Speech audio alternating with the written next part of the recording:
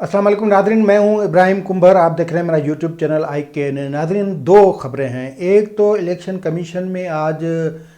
जो तहरीक इंसाफ की foreign funding का केस है उसकी हेयरिंग हुई है, और उस हेयरिंग में स्क्रूटनी कमेटी जो DG लॉ की सरबराही में बनी हुई है, उस कमेटी के सरबराह ने इलेक्शन कमीशन को कहा है कि ये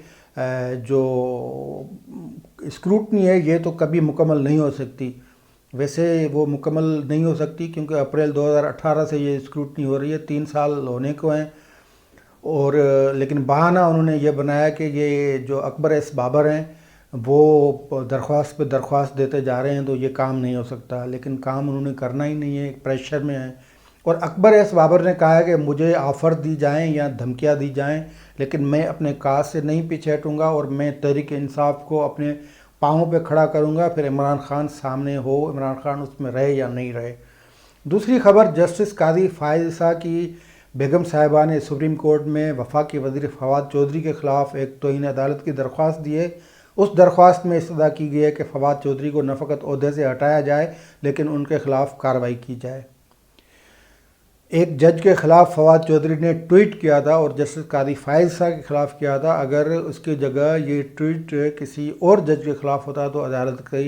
उस पर रिएक्शन क्या होता, सुप्रीम कोर्ट क्या सुओ मोटो लेती या नहीं, ये दो आज मौजू हैं हमारे पास और इस पर आज तजिया पेश करेंगे। लेकिन उससे पहले जिन दोस्तों ने चैनल को सब्सक्राइब नहीं किया वो सब्सक्राइब करें, बेल आइकन को क्लिक करें ताकि ताज़ा वीडियो अपडेट्स आप तक पहुँचते रहें। अगर वीडियो पसंद आए तो शेयर और लाइक ज़रूर कीजिएगा। तो शुरुआत करते हैं अकबर एस बाबर की उस दरख्वास्त पे, जिस दरख्वास्त ने हुकूमत के नाक में दम करके रखा है। और हुकूमत उस केस के हवाले से, यानी फॉरेन फंडिंग का केस जो इतना ख़तरनाक और हुकूमत के लिए इतना फंदा बन चुका है कि हुकूमत उससे निकल नहीं पा रही, और हुकूमत उस हवाले से मुख्तलिफ़ अपीलें, दरख्वास्तें, वो मुख्तलिफ़ अदालतों के दरवाज़े भी खटखटा रही है। और एक दरख्वास्त सुप्रीम कोर्ट में मौजूद है जिसमें कहा गया है कि अकबर एस बाबर हमारी जमात जिन तहरीक इंसाफ के वो मेंबर नहीं है, इसलिए वो उनको स्क्रूटनी कमेटी के जो इजलास हैं उसमें भी बैठने की इजाज़त न दी जाए, उसको रिकॉर्ड भी नहीं दिया जाए। बल्कि उसका इनडायरेक्ट मकसद ये है कि अकबर एस बाबर के पास ऐसा कोई इख्तियार नहीं है कि वो हमारी अथॉरिटी यानी जमात को चैलेंज कर सके और ऐसी कोई दरख्वास्त नहीं दे सकता जिसमें हमारे जो फंड्स हैं उसकी कोई पड़ताल हो सके।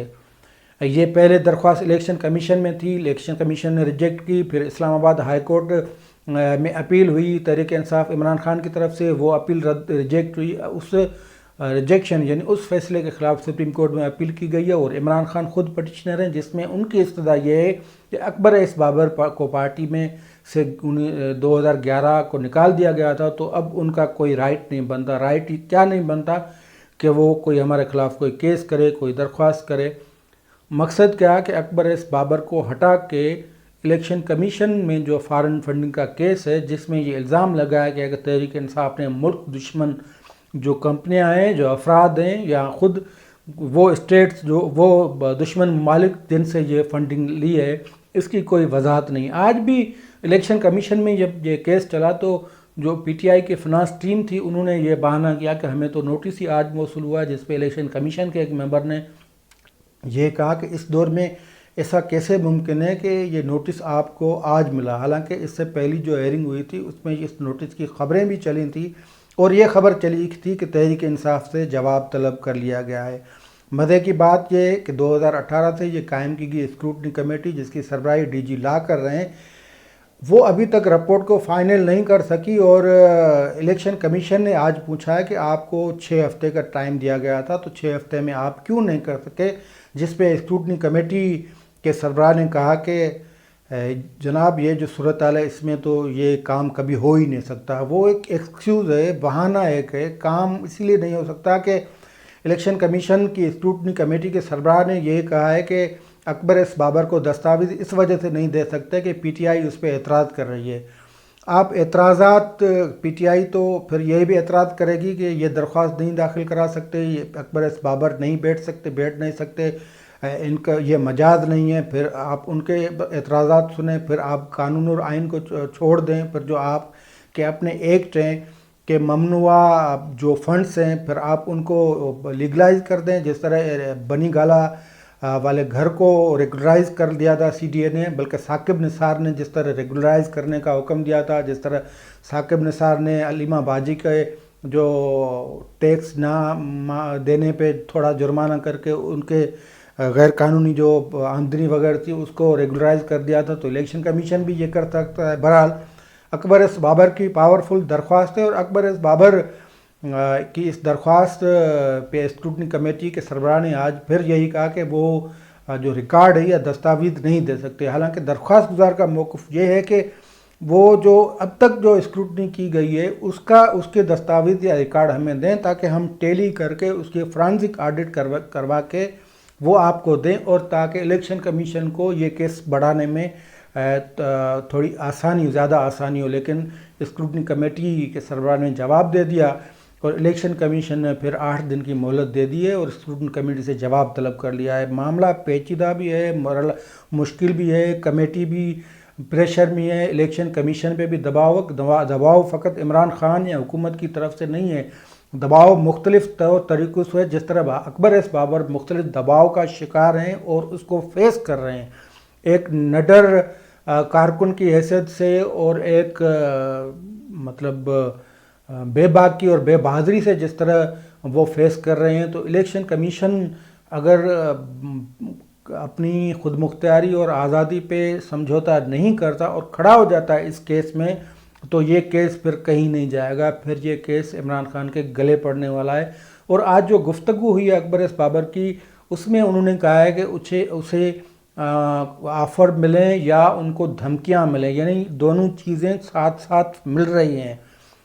اکبر ایس بابر نے کہا ہے کہ اسے دھمکیاں ملیں یا آفرز ملے، انہیں اس کی پرواہ نہیں، وہ کھڑے رہیں گے، ڈٹے رہیں گے، کیس سے وتھڈرا نہیں ہوں گے۔ یہ بہت بڑی ہے اکبر ایس بابر کو، آپ کو پتہ ہے کہ اس سے پہلے بہت سی آفرز آ چکی ہیں، وہ آفرز وہ ٹکرا چکے ہیں، وہ خود یہ کہہ چکے ہیں، انہیں دھمکیاں بھی مل چکی ہیں، لیکن وہ ساری دھمکیوں کو بھی نظر انداز کر رہے ہیں۔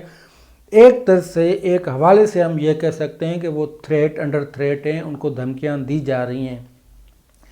تو آج بھی انہوں نے اظہار کر دیا، لیکن پھر یہ معاملہ یہاں پہ مکا کہ اکبر ایس بابر نے کہا کہ وہ خود کھڑے رہیں گے، وہ چاہتے ہیں کہ تحریک انصاف کو وہ ان اصولوں کے بنیاد پہ کھڑا کریں جس ان اصولوں کی بنیاد پہ بنی تھی، اور تباہ کر دیا کس نے؟ عمران خان نے۔ پہلے تحریک انصاف کو تباہ کیا، پھر ملک کو روز تباہ کریں، یہ اکبر ایس بابر کی ورڈنگ ہے۔ اب وہ اس کیس کو کہاں تک منطقی انجام تک کب تک پہنچاتے ہیں، جیسے کہ الیکشن کمیشن نے میں کہا کہ ہم اس کو انجام تک پہنچاتے ہیں اس درخواست کو، تو اب اگلی ہیئرنگ رکھی گئی ہے 31 مارچ تک کو، اسکروٹنی کمیٹی سے جواب بھی طلب کر لیا گیا۔ یہ ایک کیس تھا۔ دوسرے کیس کی جو ہم بات کر رہے تھے وہ سپریم کورٹ کے 4تھے نمبر پہ سینئر جج جسٹس قاضی فائز عیسیٰ کی بیگم صاحبہ مسز سرینا فائز عیسیٰ، انہوں نے سپریم کورٹ میں ایک درخواست داخل کی ہے۔ یہ درخواست وفاقی وزیر فواد چودھری کے خلاف توہین عدالت کی درخواست ہے۔ 2 دن پہلے فواد چودھری کا ایک ٹویٹ تھا کہ جسٹس قاضی فائز عیسیٰ کے حوالے سے تھا۔ اس ٹویٹ میں انہوں نے یہ کہا تھا کہ ایک انڈر ٹرائل جج روز بھاشن دے رہے ہیں، اگر ان کو سیاست کا شوق ہے، بلکہ افتخار چودھری کا انہوں نے نام لیا تھا کہ وہ پھر ریٹائرڈ ہو کے کاؤنسلر کا الیکشن لڑیں تو انہیں پتہ لگ جائے گا کہ کس طرح یہ سیاست ہو سکتی ہے۔ تو اس پہ جو مسز فائز ہیں انہوں نے درخواست داخل کی ہے، اور انہوں نے کہا کہ یہ عدلیہ کی اور ایک جج کی توہین ہے۔ ایک جج کے عہدے پہ وہ فائز ہیں، جسٹس قاضی فائز تھا، اور اس کے خلاف یہ ٹویٹ پیغام آیا ٹویٹر پہ ایک وفاقی وزیر کا، اور اگر ایک وفاقی وزیر ایک جج کے خلاف یہ زبان بول سکتے ہیں تو ان کے جو باقی ہینڈلرز ہیں، جو 5th جنریشن وارفیئر والے جو باقی جو ان کے لیگیسی ہے، تو وہ کیا کیا عدلیہ کو برا نہیں کر سکتی۔ تو اس لیے فواد چودھری کے خلاف توہین عدالت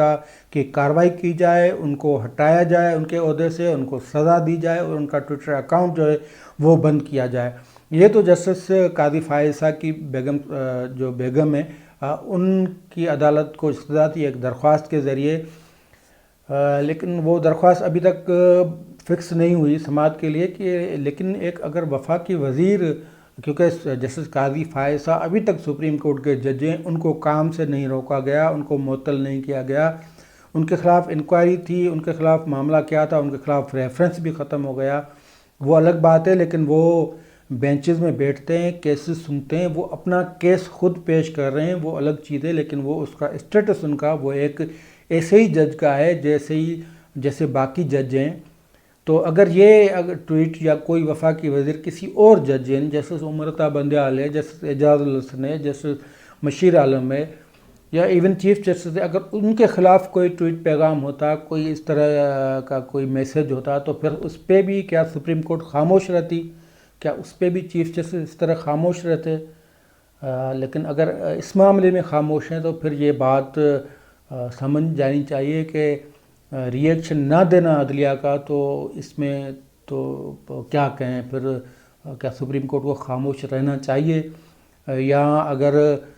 ویسے تو سو موٹو سپریم کورٹ نے نہیں لیا، لیکن اگر ایک درخواست آئی ہے تو یہ درخواست اہمیت کی حامل ہے، کیا اس پہ بھی سپریم کورٹ نے خاموش رہنا ہے؟ دیکھتے ہیں کہ ان 2-3 دنوں میں ایک تو جسٹس قاضی فائز صاحب کا جو براہ راست نشریات والی پٹیشن ہے، درخواست ہے، اس پہ فیصلہ محفوظ ہے، لیکن یہ دیکھنا ہوگا کہ یہ جو توہین عدالت کی درخواست ہے، اس پہ سپریم کورٹ اس کو فکس کرتی ہے یا نہیں، کیونکہ یہ سیدھی توہین عدالت بنتی ہے، کیونکہ ایک جج، حاضر سروس جج کے خلاف ایک میسج تھا، اس کو مطلب سوشل میڈیا پہ ویسے ہی جسٹس قاضی فائز صاحب کے خلاف آگ بھڑکی ہوئی ہے، اس پہ بھی سپریم کورٹ خاموش ہے، لیکن اب ایک درخواست گئی ہے، تو درخواست پہ اگر سپریم کورٹ خاموشی اختیار کرتی ہے تو پھر سپریم کورٹ کے وقار پہ بھی سوال اٹھیں گے، سپریم کورٹ کی خاموشی پہ بھی سوال اٹھیں گے۔ پھر دیکھتے ہیں کہ اس پہ سپریم کورٹ کا کیا رد عمل آتا ہے۔ آج کے لیے اتنا ہی، دیجیے اجازت، اللہ حافظ۔